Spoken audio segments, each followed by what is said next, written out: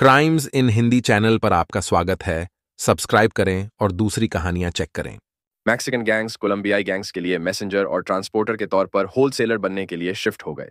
उनमें कुख्यात कैली और मेडेलिन कार्टेल शामिल हैं। मैक्सिकन कार्टेल ने 2007 तक अमेरिका में एंटर करने वाले कोकीन के लगभग 90% को कंट्रोल कर लिया। अमेरिकी सरकार द्वारा ड्रग्स पर युद्ध छेड़ने और विदेशों में अन्य मादक द्रव्यों के खिलाफ अभियानों के प्रयास के बावजूद ड्रग्स की मांग में कमी नहीं आई।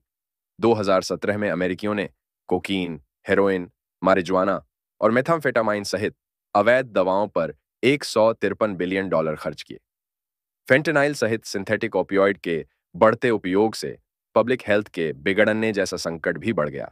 अमेरिका में आने वाली अधिकांश अवैध दवाएं जो अधिकारियों द्वारा जब्त की जाती हैं, उन्हें 300 से अधिक बंदरगाहों पर अमेरिकी प्रशासन और सुरक्षा एजेंसियों द्वारा खोजी जाती हैं।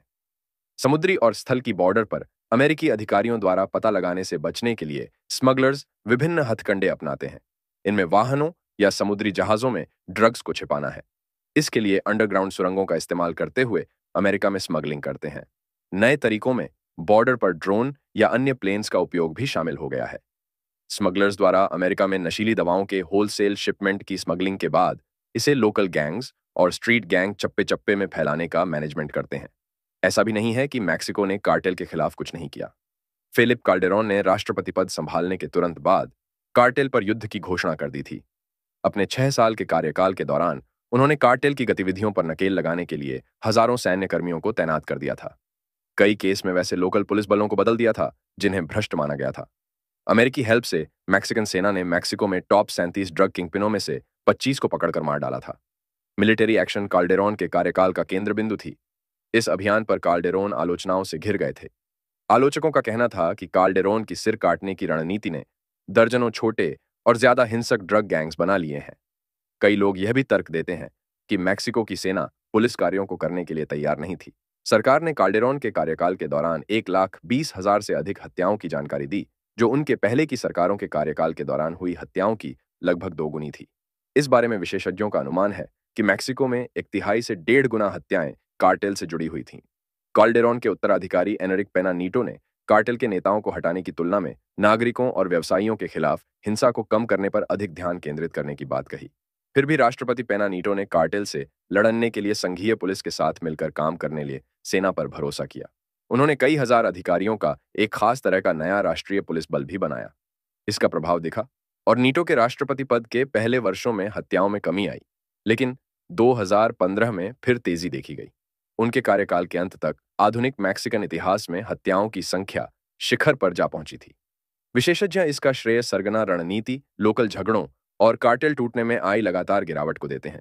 उसके बाद साल 2018 में एंड्रेस मैनुअल लोपेज ओब्रेडोर ने राष्ट्रपति पद ग्रहण करने के कुछ समय बाद ही घोषणा की कि उनकी सरकार कार्टेल नेताओं को पकड़ने के सैन्य प्रयासों से दूर हो जाएगी और इसके बजाय क्षेत्रीय सुरक्षा सहयोग में सुधार और हत्या की दरों को कम करने पर ध्यान केंद्रित करेगी। राष्ट्रपति मैनुअल को एमएलओ के नाम से भी जाना जाता है। वो चाहते हैं कि हेग्स नॉट बुलेट्स दृष्टिकोण अपनाते हुए रोजगार के अवसर पैदा कर संगठित अपराधियों को समाज की मुख्यधारा से जोड़ा जाए। इसके लिए साल 2018 से उनके प्रशासन ने भ्रष्टाचार विरोधी अभियान शुरू किया है और कार्टेल की आमदनी को बाधा पहुंचाने की हर संभव कोशिश की है। इसने सभी अवैध दवाओं को अपराध से मुक्त करने और निम्न स्तरीय कार्टेल सदस्यों को माफी की पेशकश करने का भी प्रस्ताव दिया है। हालांकि एमएलओ ने अपनी रणनीति को एक नए दृष्टिकोण के रूप में तैयार किया है, जिस पर कुछ विशेषज्ञों ने नकारात्मक टिप्पणी की है। उनका कहना है कि सुरक्षा को बढ़ावा देने के लिए एक नए सैन्य नेतृत्व वाले राष्ट्रीय गार्ड को तैनात करने सहित उसके कार्य पहले जैसी ही रणनीति है, जो असफल होते रहे हैं। यह भी सच है कि हत्या की दर में कोई कमी नहीं आई है। नागरिक स्वतंत्रता समूहों, पत्रकारों और विदेशी अधिकारियों ने वर्षों से कार्टेल के साथ मैक्सिकन सरकार के युद्ध की आलोचना की है, जिसमें सेना, पुलिस और कार्टेल पर व्यापक मानवाधिकारों के उल्लंघन का आरोप लगाया गया है। उनका कहना है कि इस युद्ध में यातनाएं, न्यायिक अधिकार एवं मुकदमे से हटकर की गई हत्याएं और जबरन गायब होने जैसी वारदातें शामिल हैं। साल 2006 के बाद से 79,000 से अधिक लोग गायब हो गए हैं। वे मुख्य रूप से कार्टेल जैसे आपराधिक संगठनों के कारण गायब हुए हैं, लेकिन उनमें सरकारी बल भी एक भूमिका निभाते हैं। लापता लोगों को खोजने और उन पर मुकदमा चलाने के लिए स्थानीय तलाशी के प्रयासों को कार्टेल से संबंधित हिंसा, सरकारी अक्षमता और भ्रष्टाचार जैसी वजहों से बाधा पहुंचती है। इसका एक बड़ा उदाहरण 2014 में दक्षिणी राज्य ग्युरेरो में तब देखने को मिला था जब 43 छात्र प्रदर्शनकारियों का अपहरण कर लिया गया था और उनके मारे जाने की आशंका जताई गई थी।